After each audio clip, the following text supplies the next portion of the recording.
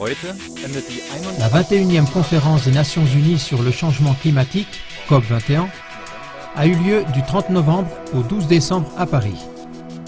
Le but principal était de conclure pour la première fois un accord entre les 195 membres de la Convention climatique de l'ONU au sujet des objectifs qu'ils s'engagent à respecter en faveur du climat. Cela doit permettre d'atteindre une limitation de la hausse de la température de 2 degrés maximum. Des ministres de haut rang ont discuté avec d'autres instances et des ONG pour voir comment arrêter le réchauffement climatique prétendument provoqué par l'homme. À travers un travail médiatique et de lobby intensif durant des années, une croyance profonde a été ancrée dans les peuples de la Terre, selon laquelle nous nous trouverions devant une grande catastrophe provoquée par l'homme, le réchauffement global de la Terre. Mais comment se fait-il que de nombreux scientifiques sérieux s'opposent régulièrement et fermement à cette version officielle d'un réchauffement climatique provoqué par l'homme? Un exemple parmi d'autres. En 2008, dans le US Senate Minority Report, 700 scientifiques se sont adressés au Sénat des États-Unis pour aviser du manque total de fondement des affirmations diffusées. Pour communiquer la thèse d'un changement climatique fait par l'homme, le groupe d'experts intergouvernemental sur l'évolution du climat, GIEC, a été spécialement créé par l'ONU.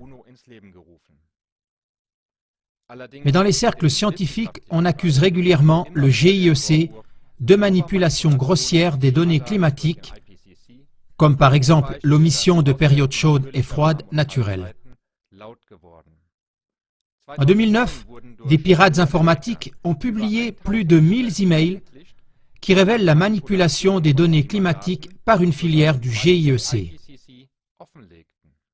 On essaie par tous les moyens de façonner une croyance en un réchauffement climatique fait par l'homme, comme l'a même avoué Stefan Schneider, dirigeant du groupe de travail du Conseil climatique du GIEC.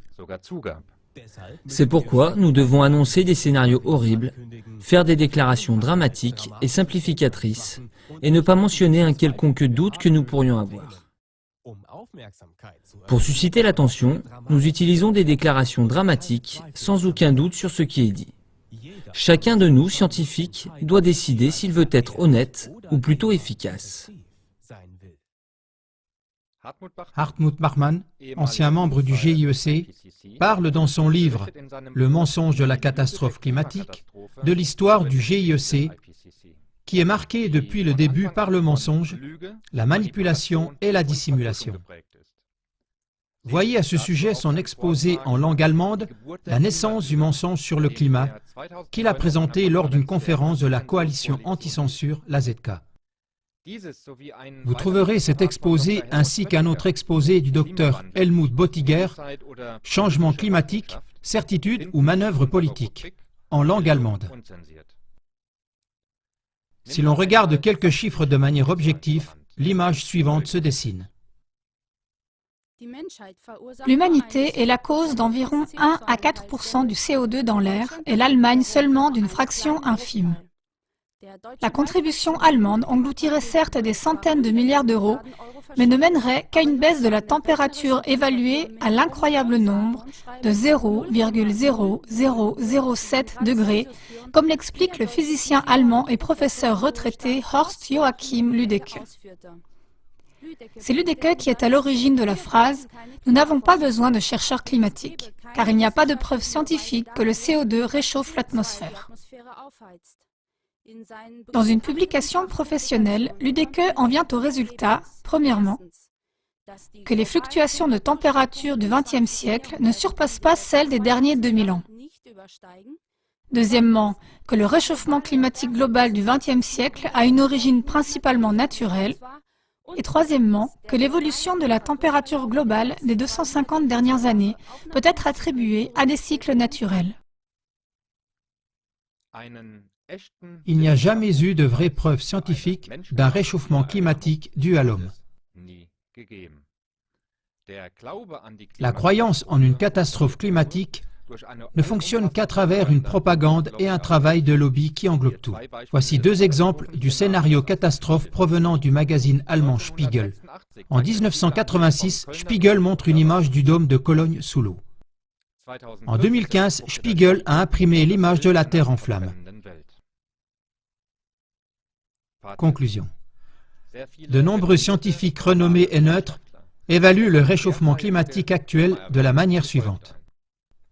Nous venons d'une phase un peu plus froide et allons passer à une phase un peu plus chaude.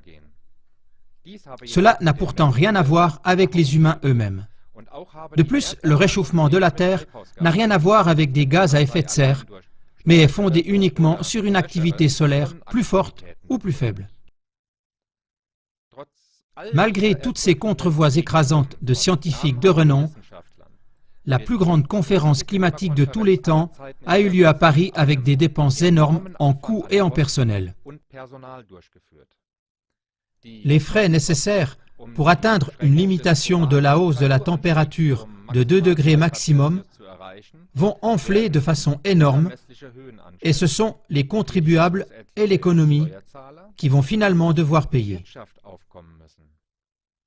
Sir Nicholas Stern, l'ancien économiste en chef de la Banque mondiale, estime qu'il y a besoin d'au moins 50 billions d'euros pour atteindre les buts de protection du climat dont on prétend qu'ils sont nécessaires. Mais qui profite de cela? Et qui se cache derrière? Nous allons aujourd'hui nous demander à qui cela sert, si des moyens financiers énormes sont nécessaires pour combattre le réchauffement climatique prétendument causé par le CO2. D'abord, nous allons examiner les buts climatiques que la COP 21 a définis comme devant être obligatoirement atteints pour limiter le CO2.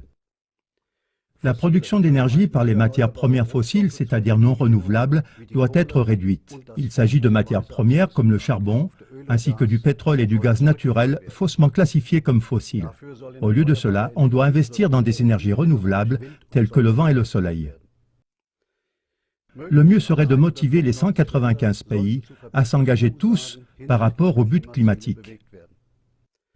D'autre part, les pays industrialisés riches doivent soutenir financièrement les pays plus pauvres en voie de développement et qui souffrent prétendument à cause du changement climatique.